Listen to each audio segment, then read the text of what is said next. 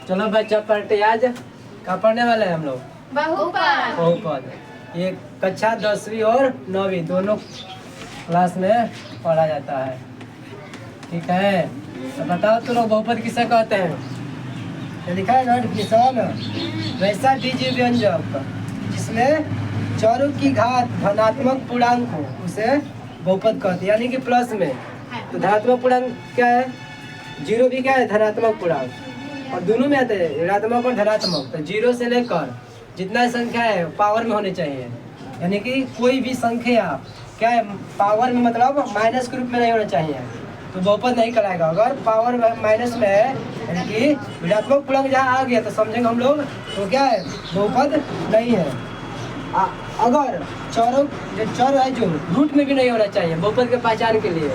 चर के मान जो है चर रूट में नहीं होना चाहिए, अंक हो सकता है। यहाँ देखिए 5 है, 3 सब ये चर ABCD कितने क्या कहलाते हैं? चर सब आ रहे ना, ये एक्स या फिर वाई। रूट में क्या है? सिर्फ डिजिट यानी कि नंबर है। रूट 5 बाकी सब बाहर है, ये चर है। यहाँ पर हम लोग बहुपद का डिफिनेशन है, वैसा बीजीय व्यंजक जिसमें चरों की घात धनात्मक पूर्णांक हो उसे बहुपद कहते हैं। बहुपद जैसे एक पद वाले भी बहुपद हो सकते हैं जिनमें पदों की संख्या एक हो, एक पद वाले बहुपद कहलाते हैं। इसमें पद की जगह देखिए एक पद वाले बहुपद कहेंगे इन्हें, क्या कहेंगे? एक पद वाले। अब इसी को लिखते हैं 2x + 1। इसमें एक दो पद है, द्विपद बहुपद। एक पद वाले बहुपद को एक पदी, हाँ, दो पद वाले बहुपद को द्विपदी, द्विपद। तीन पद वाले को त्रिपदी। यहाँ पर मान लीजिए हम 2x + 2y + 5 दे दिए। ठीक है, 1 2 3 ये तीन पद वाले बहुपद त्रिपदी है। ये एक पदी, ये है द्विपदी या द्विपद। अब देखिए उनके घातों के आधार पर बहुपदों को कई भागों में बांटा गया है।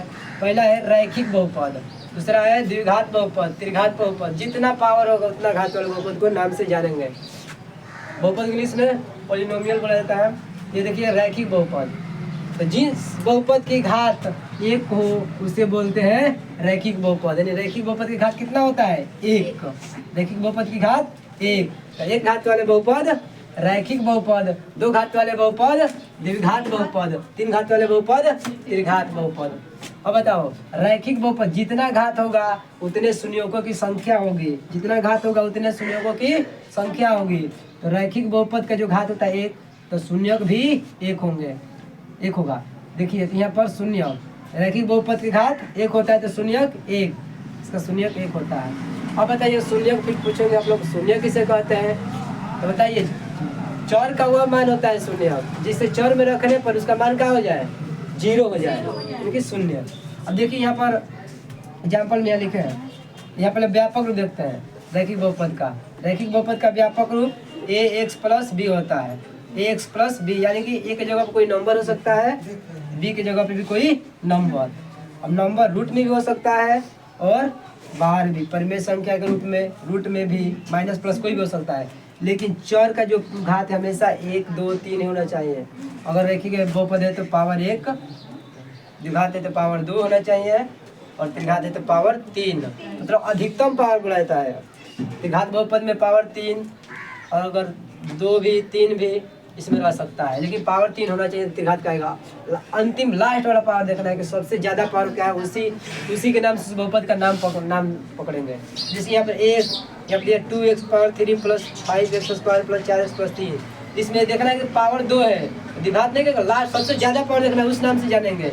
पावर 3 है ना, ये समझेंगे त्रिघात बहुपद है, ये इसको देखना है। इससे मतलब नहीं है, मतलब कि अधिकतम पावर देखना है, उससे कम पावर हो सकता है, उसमें अधिकतम पावर रहना चाहिए, तभी उस अधिकतम पावर के नाम से उस बहुपद के नाम जानेंगे। यहाँ पर हो गया हम लोग को रैखिक बहुपद के घात एक घात वाले बहुपद रैखिक बहुपद, दो घात वाले बहुपद द्विघात बहुपद, तीन घात वाले बहुपद त्रिघात। देखिए बताए कि एक घात वाले बहुपद के ही शून्यक एक होते हैं। शून्यक बताए ना कि चर का वह मान होता है जिसमें बहुपद में उस चर के मान को रखने पर उसका मान क्या हो जाए? शून्य हो जाए। और जैसे मान लीजिए यहाँ पर लिख दिए हम x + 5 क्या है? एक क्या है? रैखिक बहुपद है, क्योंकि x के पावर 1 है ना। बताइए इसका पूछे कोई शून्य कितना होगा, इसका शून्य क्या होगा? तो बताए ना कि चर का वह मान जिसे बहुपद में रखने में उसका मान 0 हो जाए। तो +5 है, तो यहाँ पर अगर -5 रख देंगे, यहाँ पर +5, इसका मान 0 हो जाएगा, यानी कि इसमें से ये खत्म हो गया, ये चला गया 0। और शून्य को निकालने के लिए हम लोग क्या करते हैं कि जो बहुपद दिया होता है उसके शून्य के बराबर करते हैं, शून्य को बराबर। इसमें इसका पूछेगा शून्य क्या होगा, तो इसका मान कम में दिया जाएगा 5 रखेंगे, -5 0 हो जाएगा, ज़्यादा है तो कैसे पता करेंगे। तो उसके लिए हम लोग बराबर 0 के लिए मान लेते हैं, तो इसका मान है 0 है, यानी कि शून्य वो मान होता है जो शून्य को रखने पर उसका मान 0 हो जाता है। मान लीजिए कि x + 5 बराबर यहाँ 0 हो गया, तो यहाँ पर हम कैलकुलेट करेंगे x बराबर समीकरण पढ़े तुम लोग, क्या होता है जो प्लस से इधर जाएगा माइनस, ये हो गया -5। हम जान गए कि यहाँ पर x का वैल्यू अगर -5 रखेंगे क्या हो जाएगा, इसका मान जो 0 हो जाएगा, यानी कि ये शून्यक है, x + 5 का शून्य क्या होगा -5। देखिए एक घात वाले है तो शून्य के है ना, दो घात वाले के 2 शून्य का आएंगे, यहाँ पर हम लोग को ध्यान देना है। तो शून्य बता दिए कि चर का वह मान होता है जिसे बहुपद में रखने पर उसका मान 0 हो जाए, तो उसे बोलते हैं शून्य। तो रैखिक बहुपद का शून्य बोले एक व्यापक रूप ax + b। देखिए इसके आधार पर है ना ax, यहाँ पर x हो जाएगा क्या है, एक छुपा हुआ है, एक छुपा हुआ एक जगह पर है, एक का मान क्या है 1, लिखा नहीं है तो लेकिन b की जगह पर क्या है 5, b की जगह पर 5। अब देखिए इसका एग्जाम्पल लिख दिए हम 5x + 2 3y + 1 3y + 2/3। देखिए जो चर का मान है बाटा में भी नहीं होना चाहिए, वो बहुपद नहीं कहलाएगा।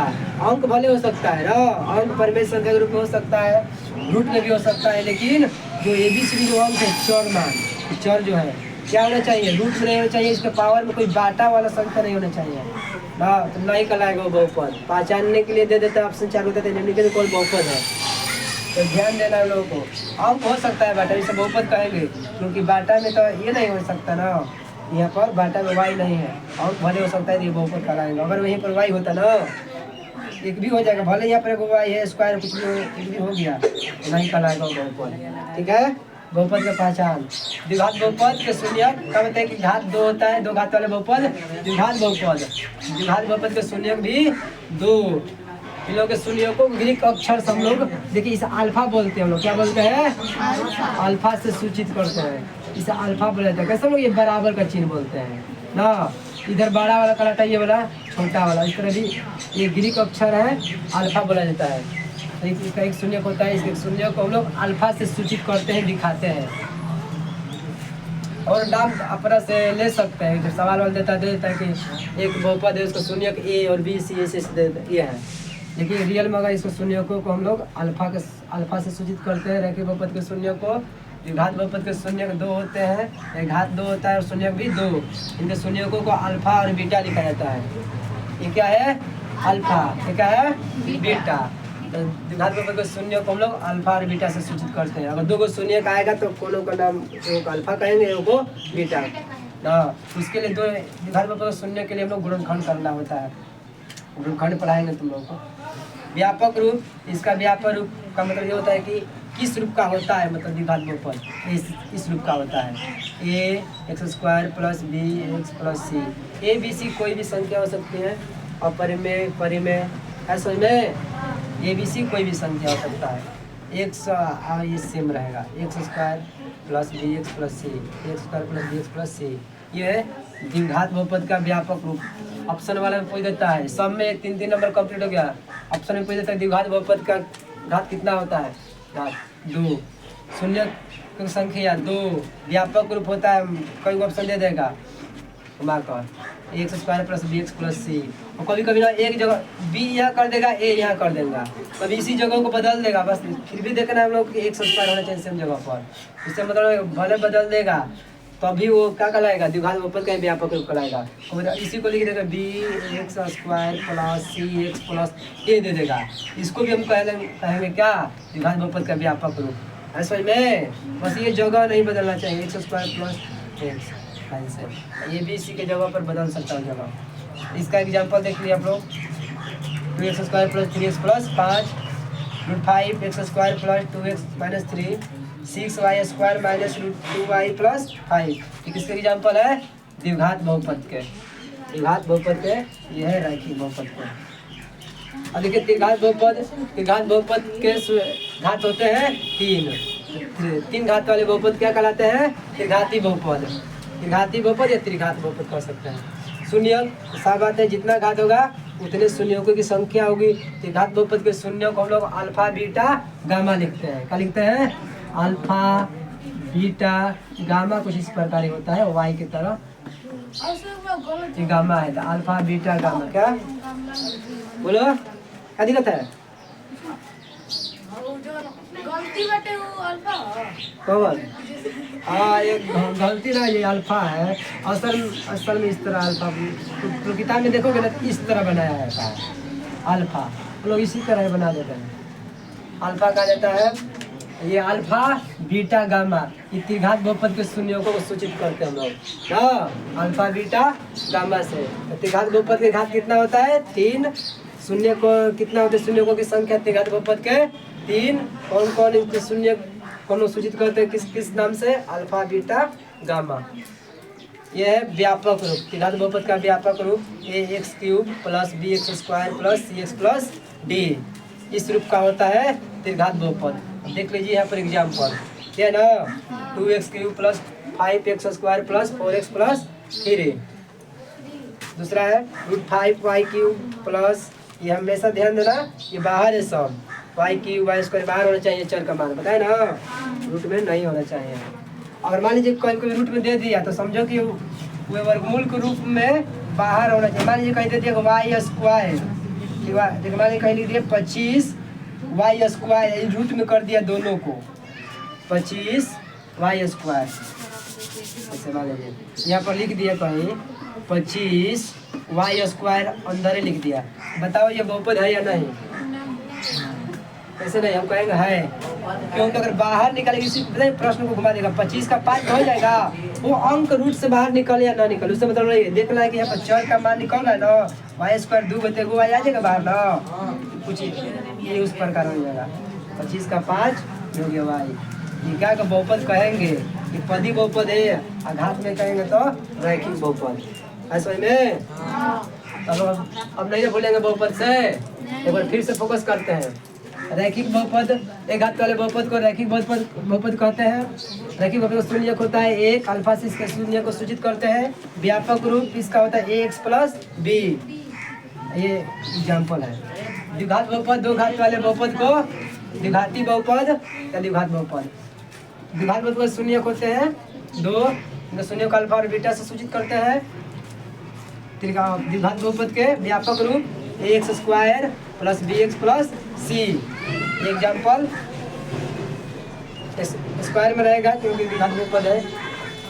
और देखिए त्रिघात बहुपद, 3 घात वाले बहुपद को त्रिघाती बहुपद, शून्यों की संख्या 3, अल्फा बीटा गामा। व्यापक रूप ax³ + bx² + cx + d। ये एग्जाम्पल इसका याद रहेगा ना? नहीं भूलोगे?